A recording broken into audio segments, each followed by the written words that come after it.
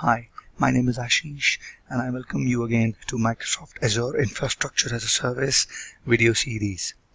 In the previous videos, we covered the configuring the diagnostic logging for an Azure Web App. Now I'm going to tell you how to configure the endpoint monitoring using application insights on Azure Web App.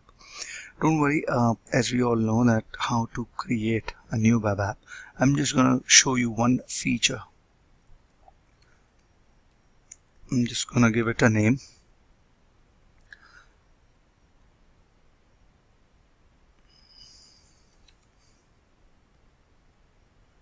It says test Azure Web App. Okay, this is available.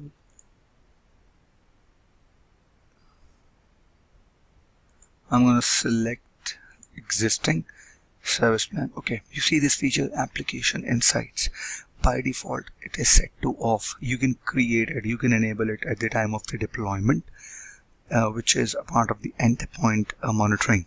But let's say we are not configuring it at the time of deployment, we will do it later. So I just click on create to create my web app, and then after the creation of a website, let's say I got this news from my developer team that they want to enable application insights later. How are we going to do it? How are we going to make use of it? I'm going to show that to you. Till the time it is deploying, I'm going to pause the video and I'll return as soon as it is done. Okay, it says my deployment is done. I'm going to go to that resource that I just created. Here it is.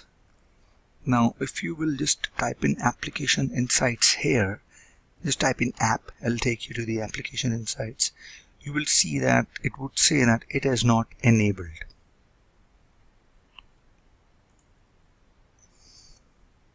I'm going to select an existing resource, or I'm going to create a new resource that I just created, test Azure Web App.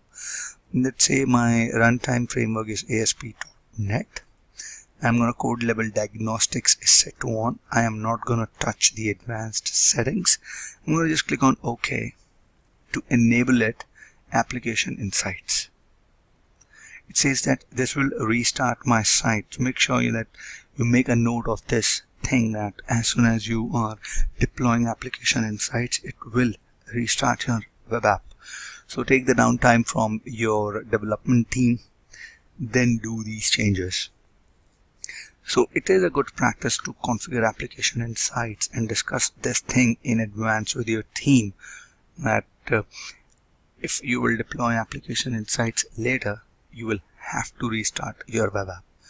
So it says application insights create installation of web app extension is in progress. So it is a type of extension that is getting installed on your web app to enable the application insights. So if you will just see the notifications window, it says installation of web app extension is in progress. Okay, I'm going to pause it and we'll come back as soon as it is done. Okay, first part is completed, which is web app extension installed succeeded. Web app extension update is also succeeded. Very good. So it is giving me the application insight resource is connected. I'm not going to change it. If you want to read further about getting started with application insights, you can read it here on the official Microsoft page. So if you will just click on the application insights thing, it will take you to the application insights metrics.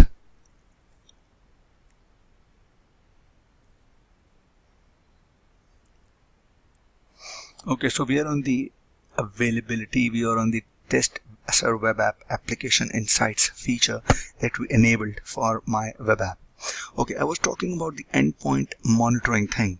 So you see here under the investigate tab on the, if you click on availability, it says that you can add a test here. Test name, you can give it test1.